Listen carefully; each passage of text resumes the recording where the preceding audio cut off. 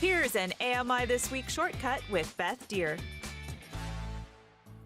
Every September, the CNIB celebrates National Guide Dog Month, and this year their focus is on increasing public awareness and breaking down barriers that impede accessibility. This is something that I am very passionate about. Educating the public on why Patronus needs to be with me while he's working is so important. We see guide dog refusals all too often. I'll let President of CNIB Guide Dogs, Diane Bergeron, explain more. You know, what we're really looking for is in this campaign is to make sure that the education and the knowledge is out there, and what we really want is for people's behavior to change. I always tell people my biggest disability and handicap in my world is attitudes, the public attitudes towards me and access rights for me. So really looking at making sure that that behavior changes out in the world is what we're looking for. Diane, why did the CNIB decide to have an awareness month for guide dogs? The CNIB Guide Dog Awareness Month started a number of years ago as our advocacy team across the country realized that there's still so much refusals of guide dog teams in public spaces, in businesses.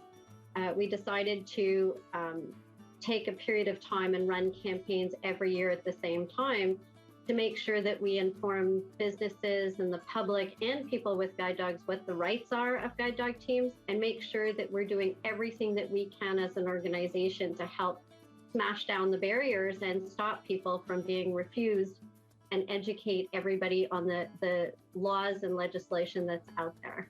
So what are some of the measures that you are taking to raise awareness within the campaign? We have a PSA that goes out every year for the month of September that depicts a family leaving a grocery store in an animation and being refused and what that's like. We have videos to help taxi and rideshare companies learn how to work with someone with a guide dog. We have a toolkit that we've put together for maybe new guide dog handlers or someone who hasn't had to advocate up to this point to help them know what they can do. And then we do a whole social media campaign as well, where we talk about, what can people do if they're in this situation. We put out a scenario and say, what would you do if you were in this scenario as an individual where you're experiencing or watching this refusal happen to somebody with a guide dog? What would you do and how can you help? So we've got lots of resources, lots of tools, and we're out there trying to just make sure that everybody gets what they need and has the resources and tools that they need to get the information that they need to make this happen. And to make this happen, Diane and the CNIB are helping guide dog users like me to know my rights. So really it comes down to that as a guide dog handler, I have the right to access any place or facility that is accessible or available to the general public.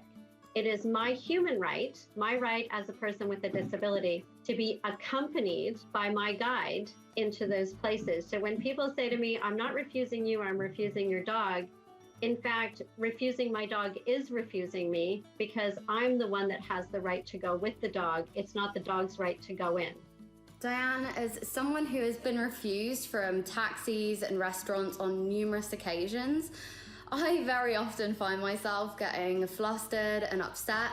So I think your calm and factual approach to refusals is really great advice, and it will certainly motivate me to stay vigilant in our quest for equality.